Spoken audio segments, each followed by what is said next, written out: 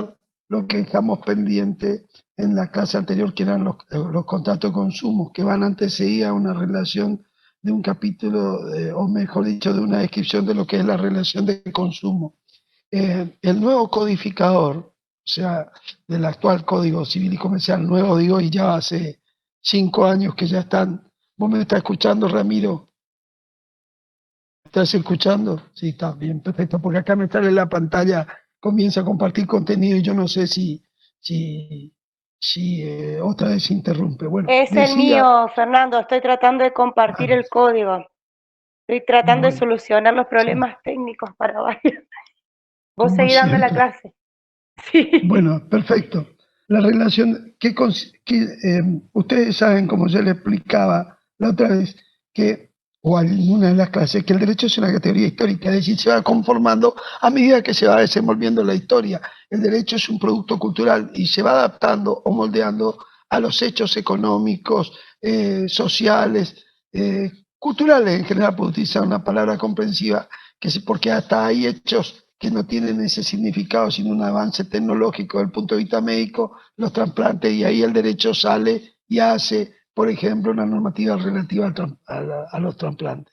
Con eso les quiero significar que no es algo estático el derecho y se va adaptando. Y si hay un hecho económico que se destaca a partir de mediados del siglo XX y XXI, y que yo quiero que ustedes como futuros profesionales de ciencia económica estén muy atentos, es el consumo. El consumo hoy es un hecho económico indisimulable. ¿Por qué? Porque inclusive, presten atención, hay toda una estructura destinada a convencerlo a ustedes de consumir todos los días algo, ¿ah? Toda una estructura publicitaria, una estructura económica dispuesta, una estructura cultural, empujándonos a consumir, generando inclusive necesidades falsas, ¿ah? Todos los días nos levantamos y decimos, ay, que nos damos cuenta de que me tengo que comprar una afeitadora para la cara. Y antes uno se iba y se afeitaba en su casa o se iba al barbero. ¿Y ahora qué pasa? No, no, vamos a generar una nueva necesidad. Todo el mundo tiene que tener su maquinita y a salir a vender maquinitas y en cantidades industriales. Bueno, y ahí aparece el consumo. ¿Qué pasa con el consumo? El consumo trastoca esa, esa, esa necesidad de vender multitudinariamente.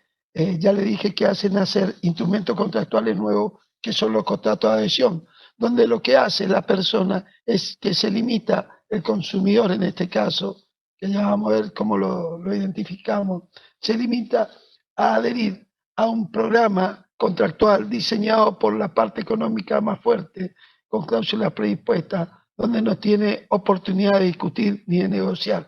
Es decir, el contrato paritario, el contrato que toma su nombre por ir para par, vamos juntos a la par, como decía Papo, ese contrato donde estamos los dos cara a cara, face to face, y discutimos, ya prácticamente es un contrato en vía de extinción, es muy poco. Yo le señalé a ustedes en la clase anterior la cantidad impresionante de contratos que ustedes celebraron de adhesión sin que se den cuenta, los contratos de luz eléctrica, de los distintos servicios que están en su casa, los contratos de telefonía celular, los contratos de seguro, etcétera, etcétera, los contratos bancarios, bueno, en fin, una impresionante cantidad de contratos, una jungla de contratos por la cual ustedes se mueven y que son contratos, ya les digo, de adhesión. Pero a la vez tienen una característica, también son de consumo. ¿Por qué se los cataloga así? Porque para proteger a la parte económica más débil, que es el que acepta la predisposición del otro en los contratos, el derecho ha surtido de una serie de dispositivos para que ese contratante más débil pueda defenderse, no sea la parte débil que tenga que aceptar sin más las condiciones que le impone el contratante con mayor poderío económico. Entonces nace el derecho al consumo y acá se describe dentro de este nuevo código a la que es una relación de consumo y dentro de esa relación de consumo lo que significa un contrato.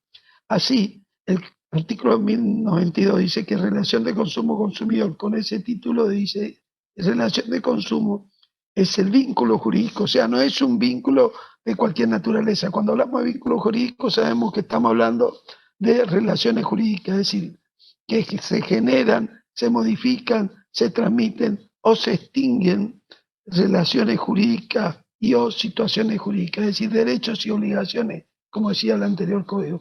Entonces, es el vínculo jurídico entre un proveedor y un consumidor.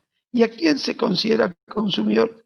A la persona humana o jurídica que adquiere o utiliza en forma gratuita u onerosa bienes o servicios. Fíjense las calificaciones, como el codificador va utilizando las calificaciones binarias. Persona humana o jurídica. Adquiere o utiliza forma gratuita o onerosa bienes o servicios como destinatario final en beneficio propio o de su grupo familiar o social. O sea, va diciendo que es la persona humana jurídica que adquiere algún bien o servicio o que lo utiliza en forma gratuita o onerosa, pero ya como destinatario final y apuntando a su propio beneficio o al beneficio de su grupo familiar o social. Y acá dice, queda equiparado al consumidor, el segundo párrafo, quien sin ser parte de una relación de consumo como consecuencia o en ocasión de ella adquiere o utiliza bienes o servicios en forma gratuita o onerosa como destinatario final en beneficio propio o de su grupo familiar o social. O sea, extiende inclusive a terceros, quien sin ser parte como consecuencia de una relación de consumo termina adquiriendo o utilizando bienes o servicios en forma gratuita o onerosa y se repite como destinatario final en beneficio propio de su grupo familiar o social. Es decir, hay una amplísima perspectiva para que nadie quede sin la protección de las normas intuitivas, las normas protectorias que establece el código y la ley del consumidor. Y esto me permite introducir en lo segundo. Antes de la sanción de este código está la ley de defensa del consumidor. Sigue estando vigente, no se derogó. Lo que se hace es armonizar lo que ha preferido el legislador es instalar lo que llama el núcleo duro de las normas de consumo, es decir, describir la relación de consumo y el contrato de consumo. E inclusive, por si hubiera alguna duda, señala que la interpretación y prelación normativa, en el artículo 1094, si hay alguna discusión, y dice, las normas que regulan las relaciones de consumo deben ser aplicadas e interpretadas conforme con el principio de protección del consumidor y del acceso a consumo sustentable. Y en caso de duda de interpretación de este código, las leyes especiales, prevalece la más favorable al consumidor. Es decir, inclusive hay una ductilidad, a diferencia de otros campos donde vimos que en materia de obligaciones o contractuales establece una prelación rígida. Acá dice, señores, acá tengan en cuenta, sean dúctiles. Si la norma está en una ley especial, la más favorable, se aplica la ley especial. Si no lo está y está en el código, se aplica el código. ¿Estamos de acuerdo? Bueno, entonces, ¿qué pasa?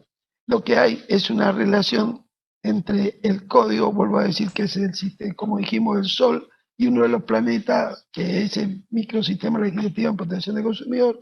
Y entonces, el legislador, vuelvo a insistir, lo que ha hecho es, para evitar el día de mañana discusiones sobre la aplicación de una u otra norma, establece esta prelación normativa. Bueno, como le decía, después de establecer que la relación de consumo y de haber abordado la interpretación y prelación normativa, vamos a lo que es el contrato de consumo. Y el contrato de consumo lo señala que es el celebrado entre un consumidor o usuario final con una persona humana o jurídica. Acá empezamos otra vez con el doble calificativo, que actúe profesional o ocasionalmente, o sea, o con una empresa productora de bienes o servicios, de bienes, perdón, o prestadora de servicios, pública o privada, que tenga por efecto la adquisición, uso o goce de los bienes o servicios por parte de los consumidores usuarios para su uso privado. Vamos a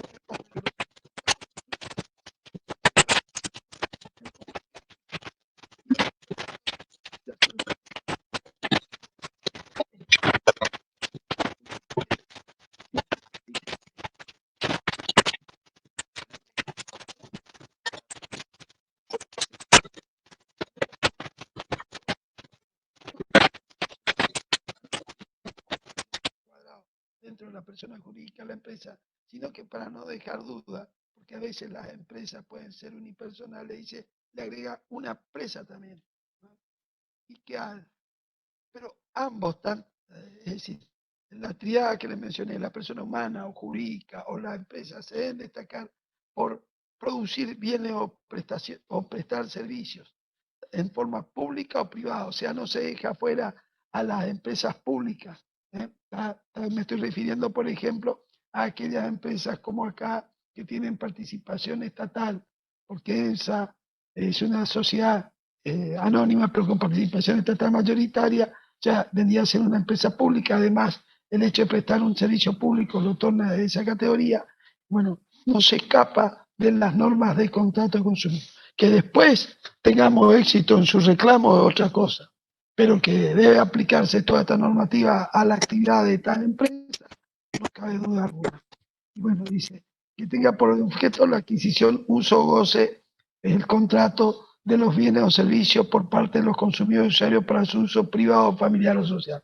Fíjense que hasta el hartazgo, el codificador no es hasta el hartazgo, sino que reitera, forma reiterativa, utiliza los términos para uso personal, familiar o social. No deja nada sin proteger.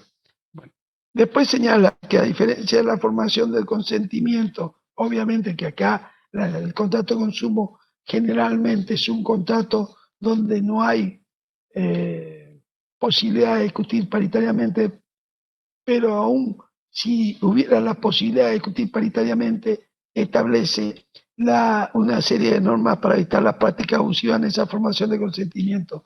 Y señala el trato digno, el trato equitativo y la libertad de contratar. Con el título ya de prácticas abusivas.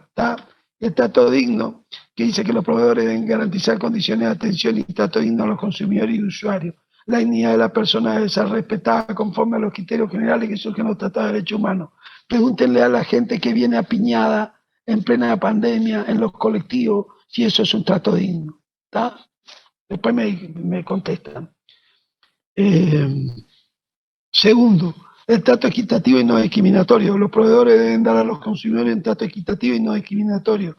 No pueden establecer diferencias basadas en pautas contrarias a la garantía constitucional de igualdad, en especial la de la nacionalidad de los consumidores. Esto va al corazón de un racismo clasista que hay en nuestra sociedad, que lo vemos frecuentemente, por ejemplo, en los comentarios despectivos, ya sea, fíjense, en materia deportiva, nosotros lo evoca que somos bolita, ¿tá? O paraguas. Y siempre se dice que nosotros, continuamente ese tipo de comentarios que utilizando la excusa de una vis humorística se vive descalificando permanentemente.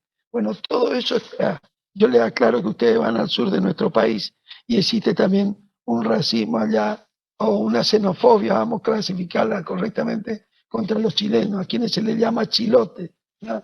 Bueno, y así sucesivamente. Nosotros todo eso, fíjense, hasta en el propio Código Civil repudia eso, y hasta en un plano estrictamente económico como el de los consumos, se encarga de destacar con una nota especial diciendo en especial se tenga en cuenta la nacionalidad de los consumidores.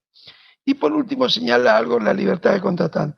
Están prohibidas las prácticas que limitan la libertad de contratar del consumidor, en especial las que subordinan la provisión de productos o servicios a la adquisición simultánea de otras similares que persigan el mismo objetivo. Pese a esto, a esas prácticas, a la prohibición de esas prácticas, Joana me dice que no escucha. No sé, ¿ustedes me escuchan? Bueno, fíjate, Joana, un poquitito. Bueno, le decía yo, pese a eso, ustedes van a ver que todavía, si te llevas dos, puedes tener opción a comprar tal cosa. Todas esas ofertas de tener que adquirir dos para llevarte una están prohibidas. Algún otro producto que ustedes ven y le dicen, no, pero eso viene en un combo. Para llevar tal producto tenés que comprar esto. Bueno, eso está prohibido y sin embargo, continuamente se está utilizando. La sección segunda del capítulo habla de la información y publicidad dirigida a los consumidores. En la tercera, las modalidades especiales, que son los contratos celebrados fuera de los establecimientos comerciales, contratos celebrados a distancia, la utilización de medios electrónicos, información sobre esos medios electrónicos, oferta, etcétera, lugar de cumplimiento, revocación, etcétera, etcétera. Bueno, acá hay el artículo 1110 es muy especial. ¿Por qué, señores? Esto yo se lo señalo ya no como profesor, sino como consumidor igual que usted. En los contratos celebrados fuera de los establecimientos comerciales y a distancia, el consumidor tiene el derecho irrenunciable de revocar la aceptación dentro de los 10 días computados a partir de la celebración del contrato. Y si la aceptación es posterior a la entrega del bien, el plazo debe comenzar a correr de que esta última se produce. ¿Está clarito? Inclusive se estaba modificando, en vía de modificar esto, para tratar de hacer más rápido. Yo creo que con la trampita esa de favorecernos, se iba a reducir ese plazo. ¿Está? Como diciendo, la agilidad comercial hoy exige que sea más rápida la posibilidad de revocación. Entonces, se lo mostraba como un avance y en realidad es una discriminación. Bueno, eh, después viene todo el mecanismo de revocación, imposibilidad de devolución, dejamos eso. Lo que me interesa en el capítulo 4 de las cláusulas abusivas, ¿tá? Que es el artículo 1119, establece la regla general. Sin perjuicio de lo dispuesto en las leyes especiales, es abusiva la cláusula que habiendo sido o no negociada individualmente, tiene por objeto o por efecto provocar un desequilibrio significativo entre los derechos y las obligaciones de las partes en perjuicio del consumidor. ¿Tá? Y después no pueden ser declaradas abusivas, dice la cláusula relativa a la relación entre el precio y el bien o el servicio procurado, o en las que se reflejan disposiciones vigentes en tratados internacionales o en normas legales imperativas. ¿Está? Ese es un límite a la declaración de abusividad, que digamos aquellas cláusulas relativas a la relación que pueda existir entre el precio y el bien o el servicio procurado, que hacen a la economía del negocio, en una palabra. ¿Está? Pues yo no puedo declarar abusivo que me cobren a mí, por ejemplo, en un sistema de mercado capitalista en este momento, una sandía a 1.200 pesos, que no hay relación entre el precio y el bien. Bueno, eso yo no puedo declarar práctica abusiva. ¿Está? Ustedes miran, bueno, justo lo más abusivo que hay es la imposición de precios. Bueno, pero es así, porque estaríamos afectando el sistema de mercado, les guste o no les guste. Ese es el problema de los mercados capitalistas. La libertad de precios, salvo en algunos bienes y servicios esenciales, como por ejemplo ahora que el Estado interviene y fija precios en materia de ciertos tipos de cortes, ¿tá? Utilizando la política económica. Bueno, entonces, ¿qué pasa? El control judicial habla que el control judicial de las cláusulas abusivas se rige sin perjuicio de la ley por la siguiente regla. La aprobación administrativa de los contratos o sus cláusulas no obsta al control. Voy a un ejemplo. Cuando ustedes van a comprar un auto a través de esos sistemas de compra, de círculos de ahorro, etcétera, etcétera, y pago, bueno, eso pasa antes para su aprobación, esos instrumentos contractuales, por la Inspección General de Justicia a nivel nacional o por la dirección de la Subsecretaría del Consumidor acá a nivel provincial. Bueno, la aprobación de esos organismos administrativos no obsta que un juez pueda revisar eso y declarar la nulidad de ese contrato o de alguna de sus cláusulas porque considera abusivas a las mismas. ¿Tá? Incluso dice la siguiente regla: las cláusulas, la inciso B, las cláusulas abusivas se tienen por no convenidas, y la C, si el juez declara la nulidad parcial de contrato, simultáneamente lo debe integrar, y si no puede subsistir si no puede subsistir sin comprometer su finalidad. Y por último, cuando se prueba una situación jurídica abusiva derivada de contrato conexo, el juez debe aplicar lo dispuesto en el artículo 1705. ¿Cuáles son los contratos conexos? Cuando vos te vas al banco, abrís una caja de ahorro de consumo, ¿y qué ocurre? simultáneamente el banco te vende una tarjeta de crédito, una caja de seguridad, un seguro, todo eso son contratos conexos. Bueno, en esos casos se aplica el artículo 1075, perdón. ¿Qué dice en 1075? Vamos a ver, vamos a recordar. Bajamos.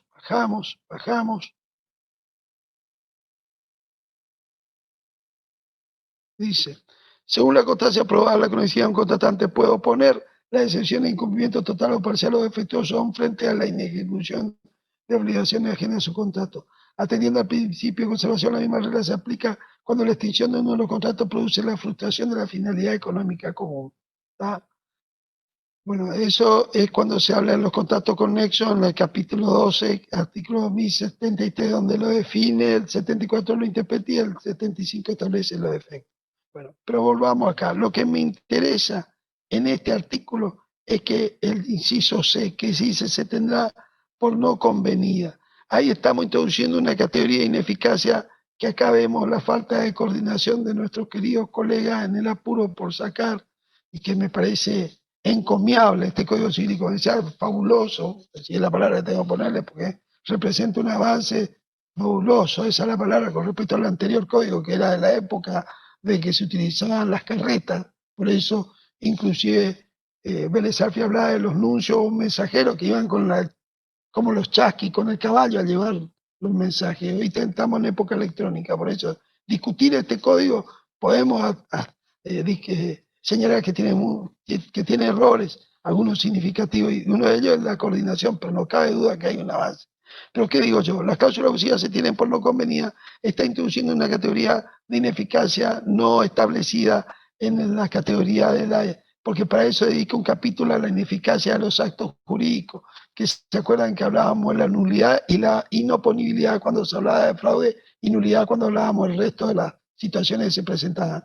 Y acá se tiene por no convenida, es decir, una categoría no convenida que alude a la inexistencia de esa cláusula y que es una categoría que no está, vuelvo a insistir, incorporada en el ámbito correspondiente. Pero de cualquier modo eso no quita que el juez, aplicando eso, lo tenga por declare nula, ¿no es cierto? Vamos ahora a los contratos de particular. Como ven, vamos rapidito. La compra-venta. Bueno, yo dije hoy que el derecho es un producto cultural que va mutando y que hay un dicho en latín que dice, donde hay sociedad hay derecho. Bueno, eso no es tan así porque en las primeras comunidades, ¿qué ocurre? En las primeras comunidades, la instauración de esas comunidades no significaba una armonía con otras. Entonces había guerras continuas y el apoderamiento de los bienes ajenos era una constante a partir de la conquista de la lucha armada por medios violentos. Luego, cuando se logra establecer una especie de status quo, no solo dentro de la comunidad, sino con respecto a otras comunidades, van apareciendo instrumentos que buscan satisfacer las necesidades sin recurrir a la lucha armada. Y ahí el primer contrato que surge históricamente es el contrato de permuta, es decir, el trueque de una cosa por otra. ¿tá? Entonces, por ejemplo, yo tenía vacas ¿tá? Y llevaba las vacas, las llevaba hasta otra comunidad cercana donde me abastecía de mercadería de otra índole y así sucesivamente. Lo que ocurre es que eso a veces requería hacer esfuerzos extremos en materia de triangulación para lograr adquirir los bienes, porque por ahí, lógicamente, la persona que tenía a su disposición la mercadería que yo buscaba no quería vacas, entonces tenía que hacer todo un recorrido hasta encontrar, cambiar a alguien esa vaca, munirme de otros bienes que le satisfacieran a su vez a la persona que tenía el bien que procuraba, en mi caso en particular. Entonces, ¿qué ocurre? Aparece el dinero como medio de pago, como medio común de pago para todas las operaciones jurídicas. Y eso representa un avance enorme. Cuando aparece el dinero, aparece la compra-venta. ¿Por qué? Porque a cambio de la entrega de la cosa, se entrega una suma de dinero. Y acá vamos a los artículos, ahí vemos, gracias, fabuloso, Paula, vemos que hay compraventa si una de las partes se obliga a transferir la propiedad de una cosa y la otra a pagar un precio en dinero. Rápidamente vemos que es un contrato bilateral porque surgen obligaciones a ambas partes, una se obliga a transferir la propiedad de una cosa y otra a pagar un precio en dinero. También es oneroso porque las ventajas que le son conferidas a una lo son como consecuencia de, a su vez, las ventajas que el otro obtiene en la compraventa. También hay que señalar otro detalle, es un contrato típico, lógico, uno de los más típicos nominados, porque ya le dije que está al comienzo del mundo jurídico, de la elaboración de lo que son los contratos. ¿Tá? Después también es formal, no solemne, relativo para el caso de los bienes inmuebles. En realidad empecemos por la categoría de los bienes muebles no registrables. Bienes muebles a seca, que decir no registrables, es categoría no formal. Todos los días vamos a comprar algo, no necesitamos forma alguna. Podemos hacer hasta por señas, señalar así, porque estoy afónico y golpeo sobre el bien que quiero y pago y me voy. Absolutamente no formal, categoría muebles. Muebles registrables, hay en ese caso los automotores, hay una discusión, pero algunos consideran, la doctrina más predominante establece que son formales y para ello están las famosas formularios de venta, los 08 que deben ser utilizados para la compra y venta. Para otra opinión doctrinaria son formales solemnes relativos. Bueno, y la tercera categoría que vamos a analizar son los bienes inmuebles, que en ese caso es formal, solemne, relativo. ¿Qué significa? Que si se celebra como un instrumento privado, se produce el fenómeno de la conversión del negocio que le dije la otra vez. No sirve para transferir el dominio del inmueble, pero sí sirve para otorgarle a las partes las acciones respectivas, para lograr la escrituración y con ello la transferencia definitiva del inmueble. ¿Tá? Es decir, como contrato por el cual las partes se autorizan mutuamente a ejercer las acciones de escrituración, a reclamar ante la justicia para formalizar, darle forma y con ello lograr la finalidad de transferencia al dominio del inmueble. ¿Tá? Bueno, el contrato de compra-venta, como dice acá, las obligaciones son obligarse a transferir la propiedad, la transmisión del dominio según sea las cosas, muebles o inmuebles, y se generan, y acá dice la diferencia, establece entre los derechos personales y el dominio, para que vamos a ver cuando veamos los derechos reales, que el dominio es un derecho sobre la cosa y el derecho crediticio es a la cosa, o sea, en los derechos crediticios personales o relaciones obligacionales, lo que llamamos obligaciones, necesitamos parte acreedor o deudor. Y ahí yo tengo un derecho a la cosa que lo puedo ejercer frente a la otra persona y celebró conmigo el contrato. A diferencia del derecho real, donde no hay ya le aclaro, no hay una doble personalidad, una doble personalidad en el contrato, o partes en el contrato, sino que hay una relación directa e inmediata sobre la cosa del titular de ese derecho real. Entonces hay un derecho sobre la cosa. Pero no nos distraigamos, vamos un poquito otra vez. ¿Dónde está acá está mi celular? Vamos al código.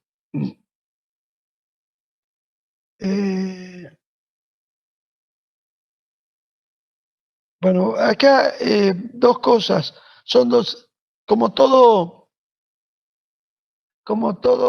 contrato, se presuponen los elementos esenciales de los contratos, que son los sujetos, el objeto, la forma y la causa. Dentro de los sujetos hay que destacar que hay un presupuesto que son la capacidad de las personas y el consentimiento que sea libremente brindado conforme todo lo que vimos en materia de consentimiento. Pero acá los dos elementos esenciales que quiero destacar y lo hace inclusive el codificador, están en la sección segunda y tercera, que es la cosa vendida y el precio. La cosa vendida, Cristian, chico, vamos a preguntar después las cosas. ¿Tá? Faltando 10 minutos, dejamos, me avisa Paula, paramos y contestamos todas las preguntas, pues si no, no están, tranquilos, no vamos a ir sin antes contestarle eso de cómo va a ser el examen y las materias que van a entrar. Bueno, respecto a la cosa vendida, dice, pueden venderse todas las cosas que pueden ser objeto de los contratos. O sea que hay una remisión al objeto de los contratos que ya sabemos, primero, que deben ser cosas dentro de la ley lícita, el objeto de los contratos, ser objetos dentro de que estén posibles de ser transferidos o adquiridos, con lo cual quedan afuera, por ejemplo, las cosas que son de dominio público, ¿tá? O sea, tienen que ser cosas dentro del comercio, tienen que ser cosas que no sea imposible materialmente su adquisición, etcétera, etcétera, o cosas, por ejemplo, que sean prohibidas su venta por un motivo por especial en la ley. El mismo código, por ejemplo, deja fuera de las transacciones comerciales al cuerpo humano, estableciendo sí, ciertas reglas relativas remitiendo, perdón, a la legislación especial en lo que respecta a la utilización del cuerpo humano para su uso, por ejemplo, el trasplante a un tercero, etcétera, etcétera. Ya, pero entonces a eso no se refiere cuando dice que pueden venderse todas las cosas que pueden ser objeto de los contratos. Eh,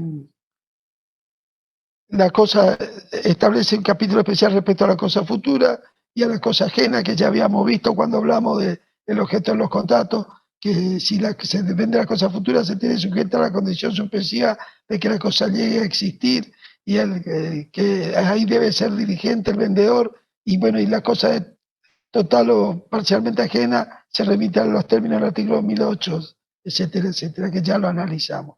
Y el precio, la determinación del precio también dice que el precio es determinado cuando la parte y establece cuando se habla de precio determinado, porque tiene que ser precio cierto y determinado, ¿no es cierto? Y ahí dice el precio es determinado cuando las partes lo fijan, la primera circunstancia, lo fijan en una suma que el comprador debe pagar, la segunda cuando se deja su indicación al arbitrio del tercero designado, o tercero cuando lo sea con referencia a otra cosa. Es decir, decimos, por ejemplo, que el precio de un determinado bien va a ser conforme lo establecido en el mercado de valores tal de Amberes. ¿Tá? Bueno, entonces hay que ir a ver al mercado de Amberes cuánto sale ese bien que estamos adquiriendo. En la plaza de Amberes, significa, por decir una ciudad cualquiera. El segundo supuesto es cuando, retrocediendo atrás para adelante, cuando se deja al arbitrio un tercero designado en el contrato. ¿Tá? Y el que es más común es el que nosotros fijamos. Exactamente. ¿Estamos de acuerdo? Bueno, inclusive después aborda el precio determinado por un tercero. ¿Tá? Vamos directamente a las obligaciones del vendedor. Ahí sí podemos poner las obligaciones del vendedor, si tenés Paula, no esto, el código, sino ¿cómo se llama? El PowerPoint, así es más, el PowerPoint, así es más fácil para los chicos. ¿Cómo sería la traducción de PowerPoint? ¿Alguien que sepa inglés?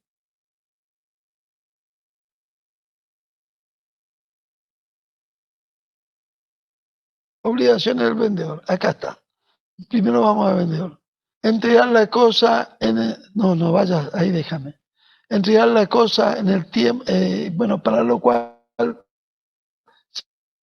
tener también, como dice, tener en cuenta el tiempo, el lugar, el riesgo, quién lo asume y los frutos y productos, quién lo asume. No te apures, deja solo o se mueve o lo maneja, porque si no salimos fuera de pantalla y no puedo ir. Bueno, le decía la obligación de vender. La primera gran obligación es que debe transferir al comprador la propiedad de la cosa vendida. Y eso obliga también a ponerlo uso particular de la venta. Significa, si por ejemplo cuando ustedes compran un inmueble, generalmente un bien tecnológicamente avanzado, viene el famoso manual para el usuario.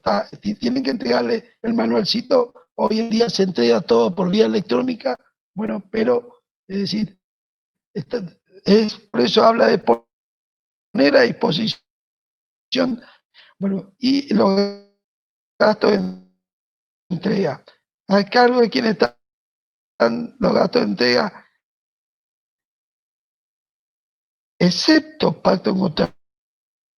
Ojo, ahora cuando estuvieron en el Cyber Monday o en el Black Friday o cualquiera en la pandemia comprando bienes, saben que ustedes compran un bien en Buenos Aires y quién paga los gastos de entrega, nosotros los consumidores, puesto que están a cargo del comprador la venta, porque esa es la realidad. Excepto para todo contrario, siempre está a cargo del comprador los gastos de entrega. Vayan a comprar, por ejemplo, ahora materiales de construcción. ¿Quién paga el flete? Nosotros. ¿Ah? ¿Quién paga la remisión de, ustedes quieren comprar una ropa que sale en internet? ¿Quién paga los gastos de entrega? Nosotros. Pero bueno, el codificador, en un alarde de defensa de los derechos del comprador, que acá se insinúa, pone esto, están a cargo del vendedor. Bueno, esto sí, en la compraventa inmueble también están a su cargo los estudios de título y sus antecedentes, y en su caso mensura y tributo que graben la venta. Esa es una regla que yo la defiendo siempre cuando asesoro a mis clientes, pero a veces los clientes, el famoso novio que habla en la inmobiliaria, está tan entusiasmado que acepta las condiciones que le establece el vendedor y termina pagando los gastos de estudio del título que se llaman o los otros gastos que hacen a la venta del inmueble. ¿Verdad? Y la entrega de las cosas, como dice, debe entregarse con su asesorio, libre de toda relación de poder y de oposición de terceros. La relación de poder alude a la posesión o tenencia por un tercero que vamos a ver cuando veamos derecho real. Cuando son a su vez la obligación del comprador, la obligación del comprador es la de pagar el precio en el tiempo y lugar convenido. Si nada se pacta, se entiende que la venta es costado. También es recibir las cosas y los documentos vinculados al contrato y por último, pagar los gastos del recibo, incluidos los testimonios de la escritura pública y los más posteriores a la venta. Ahí se está refiriendo a la de inmuebles, que se hace en la escritura pública. Después no hay mucho más que decir porque después entran las modalidades especiales de compra-venta de cosas muebles y el resto. Vamos rápidamente al contrato de permuta, en 1172.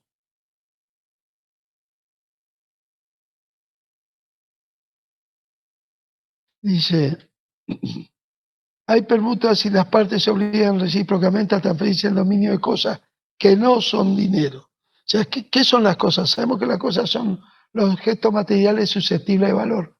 Cuando analizábamos la composición del patrimonio de las personas, hablábamos de bienes y cosas. Los bienes son los objetos inmateriales susceptibles de valor, los derechos, y las cosas son los objetos materiales susceptibles de valor. ¿A qué valor hablamos? De valor patrimonial o económico, es decir, susceptibles de ser medidos en dinero, no valores afectivos o otro valor artístico o lo que fuere, valor humano. Bueno, entonces, la permuta significa el trueque, el cambio entre uno y otro bien, ¿está? Es decir, que era, vuelvo a señalar, el antecedente primario primitivo de la compra-venta. Cuando aparece el dinero, la permuta desaparece prácticamente hasta que en época de crisis como la actual, que hay una devaluación marcada y una pérdida del valor adquisitivo de la moneda, muchas veces se vuelve a recurrir al trueque. Aparece en el club de trueque, en los mercaditos, etcétera, etcétera. La gente va a instalar su cosa y troca mercadería como una manera de poder subsistir.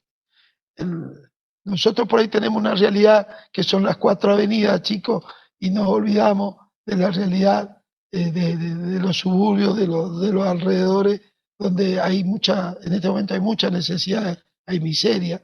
Entonces, a veces, como instrumentos para salir adelante, se buscan estos mecanismos de salvataje y se utiliza la permuta como instrumento. Bueno, no hay mucho que decir porque en el artículo 1175 dicen todo lo no previsto por el presente capítulo se aplica supletoriamente las normas de la compra-venta. Y realmente son otros dos artículos que hablan de los gastos y de la evicción, ¿sabes? Que no son... la evicción, recuerden que es, una de las... es uno de los institutos que motiva la obligación de saneamiento que se tiene cuando uno transmite una cosa en forma onerosa, que es la evicción es un vicio que afecta el derecho, por decirlo así, que ha sido transmitido. Cuando el hecho que transmitimos puede ser objeto de cuestionamiento por parte de terceros. Y si somos vencidos en ese reclamo, tenemos que responder, garantizar ante el tercero a quien le transferimos ese derecho el daño que le hemos ocasionado. Bueno. Vamos ahora a a una forma moderna de la compra y venta, que es el contrato de suministro, que por eso están agrupados compra-venta. Como van a ver, hay una agrupación de los contratos siguiendo la finalidad económica social, en este caso la transmisión de dominio, y vemos que está compra-venta, permuta, suministro, ¿está? Y después pasamos ya en el capítulo cuarto a los contratos de uso y goce a través de la locación. Permítanme un poquitito seguir adelante.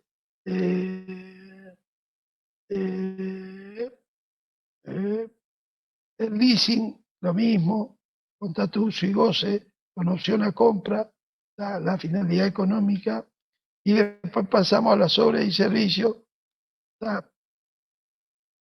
que tienen otra finalidad, antes más llamada locación, y después ya pasamos a los contratos de transporte, etcétera, etcétera. Y sigue la lista. Como rápidamente, son las notas características del denominado nuevo en el código, por decirlo así, es un contrato bilateral. Hay obligaciones tanto por parte de quien suministra la mercadería como quien la recibe. Es un contrato oneroso porque, vuelvo a insistir, existen ventajas para ambas partes. También es un contrato, por decirlo así, y acá quiere una nota distintiva, el plazo del contrato. Es un contrato de ejecución, es decir, de tracto sucesivo. ¿Recuerdan cuando hablábamos de contratos y aludíamos que desde el punto de vista del plazo de ejecución se podía hablar de contratos de duración o contratos instantáneos, por decirlo así, donde, perdón, inmediato. En aquellos contratos inmediatos, como la compraventa manual, el efecto del contrato se produce casi instantáneamente a su celebración. En cambio, los contratos de duración o contratos de ejecución diferida o la ejecución de... Ay, perdón, los contratos de duración tenemos dos especies, los diferidos en el tiempo o aquellos que estoy diciendo, ya estoy mezclando dos categorías. Burro, tú también, hijo mío, bruto, como le dijo a César. César, tenemos dos categorías que a veces se confunden. Una en cuanto al tiempo de la ejecución y otra la modalidad en cómo es la modalidad de ejecución del contrato. En cuanto al tiempo de su ejecución, tenemos aquellos que se agotan casi inmediatamente, en forma, por decirlo así, inmediata, sí, esa es la palabra, válgame la tautología, o aquellos que se extienden en el tiempo, que se llaman de tracto sucesivo, como el contrato de locación, que todos los días, durante los 2 años, se va ejecutando. ¿Estamos de acuerdo? Y otro, que son los contratos, no me estoy acordando el nombre, que se diferencian, que tienen la siguiente modalidad.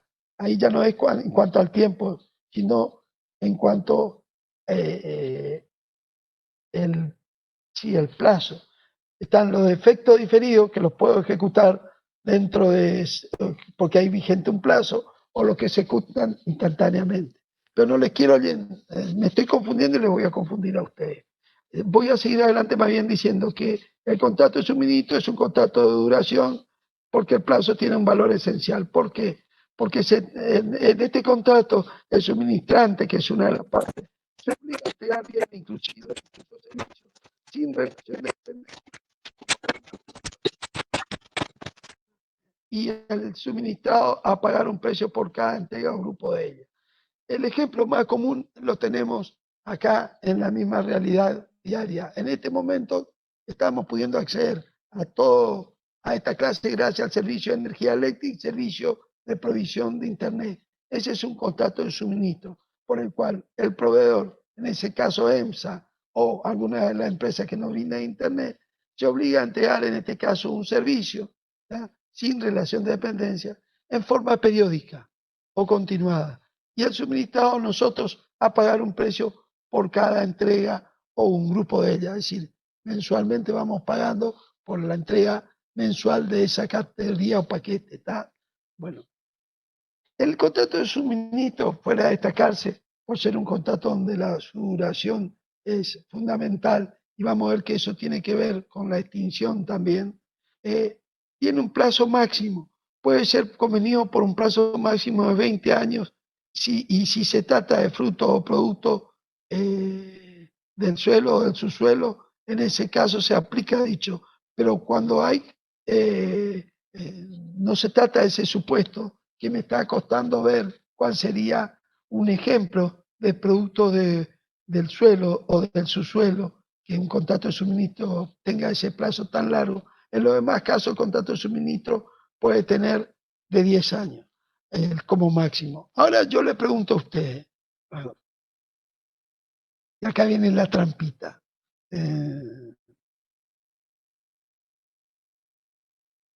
¿Usted alguna vez saben de alguna persona que EMSA le haya llamado o SAMSA y le haya dicho se venció el plazo máximo? Bueno, ¿sabe a qué se debe, Ramiro? Que recién entraba a regir este código en el 2015. Se supone que en el 2025, ¿tá?, todos vamos a recibir un telefonazo diciendo, señor, se agotó este contrato, tenemos que celebrar un nuevo contrato. ¿Está claro? Porque el código establece ese máximo. Bueno, y esto es una norma de orden público. Si bien recuerden que en materia de contrato impera, a diferencia de los derechos reales o derechos de familia, impera con mucha fuerza el principio de autonomía de la voluntad, la posibilidad de diseñar el contenido del contrato, acá hay un ejemplo, una norma imperativa o de orden público, que las partes no pueden dejar de lado. Plazo máximo, 20 años para productos del suelo o subsuelo, sean o no con incorporación de mejora, ¿tá?, y de 10 años para los demás casos. Bueno, ¿qué otra cosa más podemos hablar de un suministro?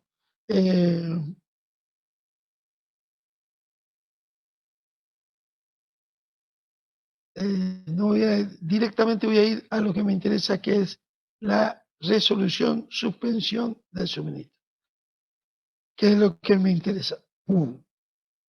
Empecemos por contrato por tiempo indeterminado, 1183. Y esto yo ya lo abordo, ya no por cuestiones jurídicas, chicos, sino ya como usuarios que somos todos, ¿ah? Es decir, como futuros profesionales, y porque en la vida diaria ustedes pueden enfrentarse con estos problemas. Entonces dice, contrato por tiempo indeterminado.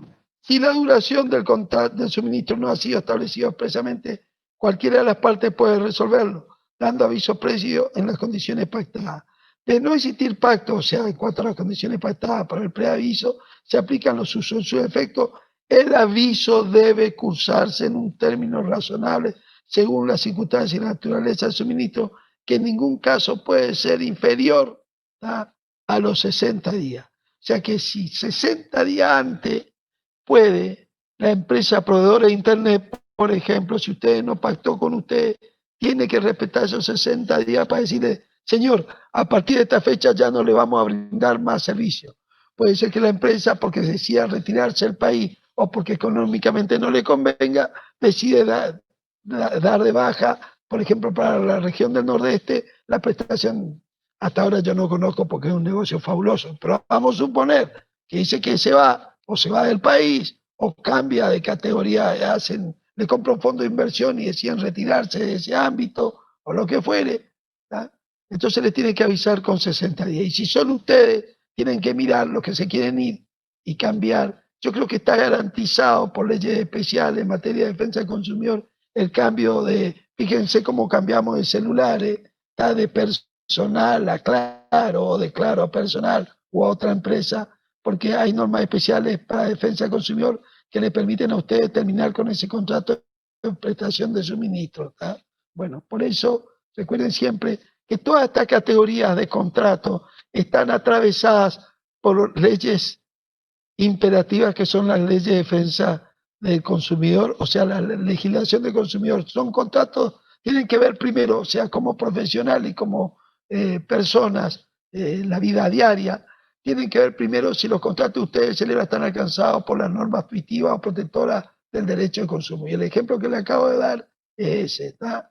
Que se deja de lado, esto en los 60 días, etcétera, etcétera. Ustedes pueden cambiar perfectamente en materia telefónica de empresa prestataria de servicio telefónico, porque alguna norma sí lo autoriza. ¿Tá? En materia de, yo desconozco cuál es la norma, debe estar, pero sé que se aplica en materia de consumidor. O sea que lo primero que tenemos que ver es si nuestro contrato es un contrato consumidor y si es de adhesión, en ese caso, qué normas nos protegen. Y después recién irá a las normas especiales como esta. ¿Tá? Pero bueno, sigamos.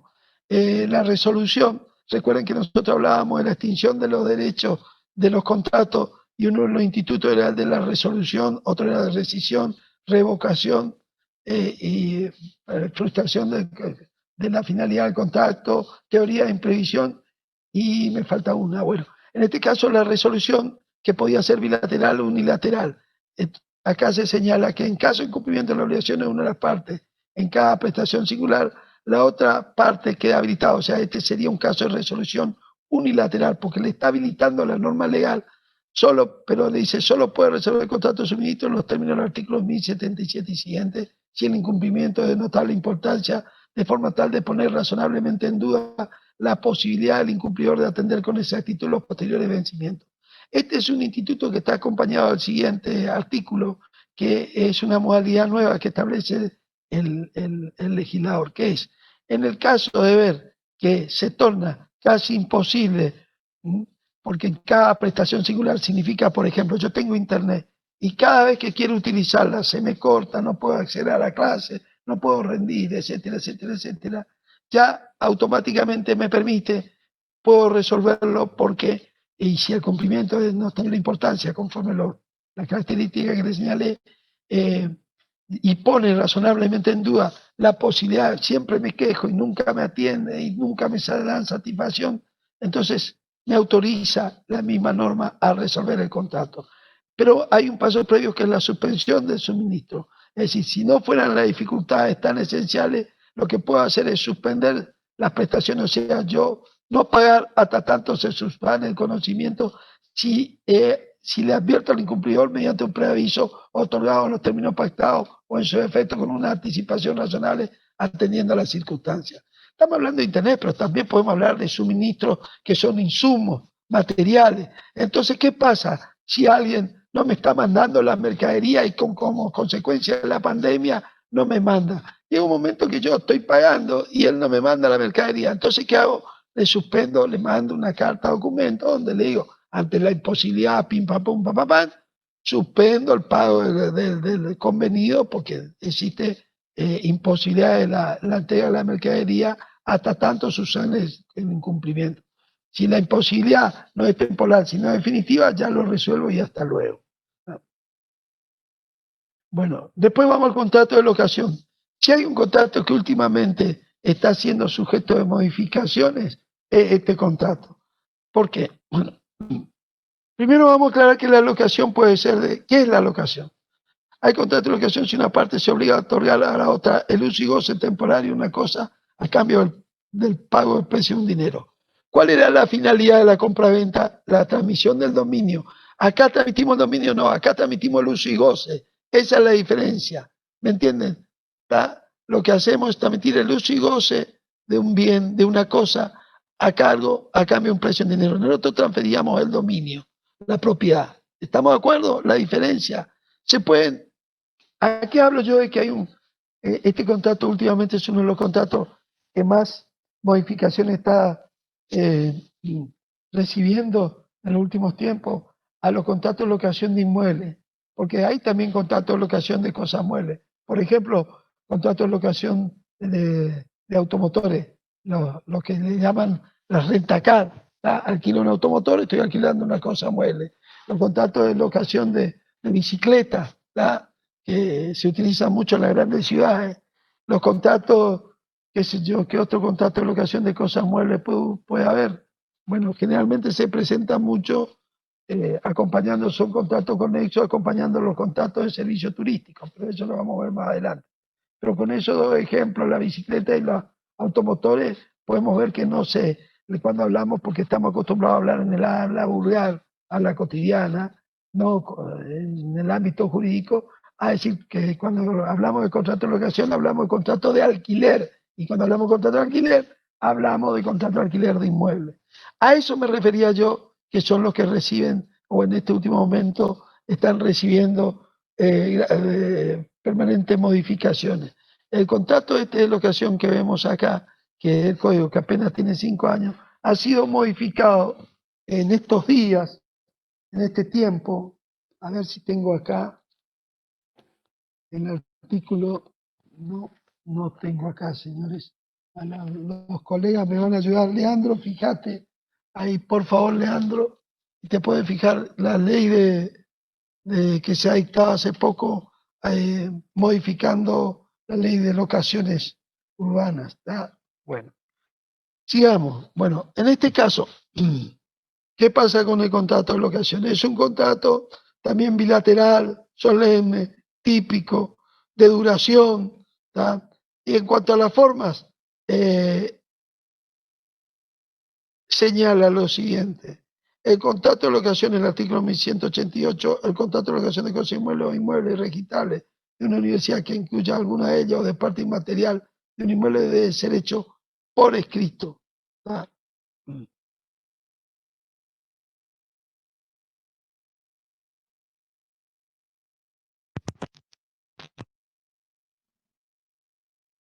Preguntando, ¿se me escucha el profesor?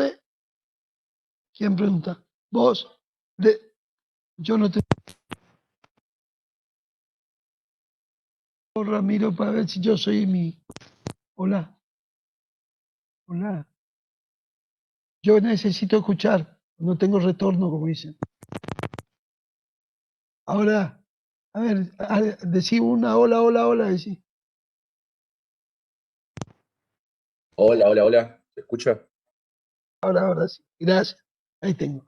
Le decía yo que este es un... ¿Se acuerdan cuando mirábamos los contratos que establecíamos 4 categorías? Contratos informales, no requieren forma alguna. Contratos formales, solemnes, absolutos, que si no se tiene esa forma es nulo. El ejemplo, la donación de inmuebles.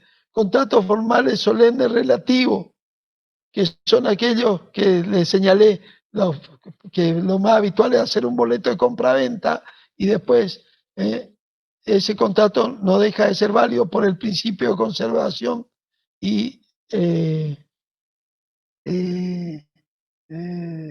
como decía yo, se traduce en un contrato, la conversión de negocio jurídico que pretendió ser de transmisión de dominio del inmueble, termina siendo un contrato por el cual las partes quedan facultadas a exigir la escrituración y así perfeccionar la forma. Esos son contratos formales solemnes relativos. Y después estaba una cuarta categoría, los contratos probatorios, en que se exige la forma como para su oponibilidad en un juicio si es discutido. Bueno, acá estamos en ese caso. ¿Tá? Son formales probatorios, ¿tá? En los contratos de locación porque exige que sean hechos por escrito, inclusive el propio codificador lo pone en la cápita del artículo oponibilidad. ¿Tá?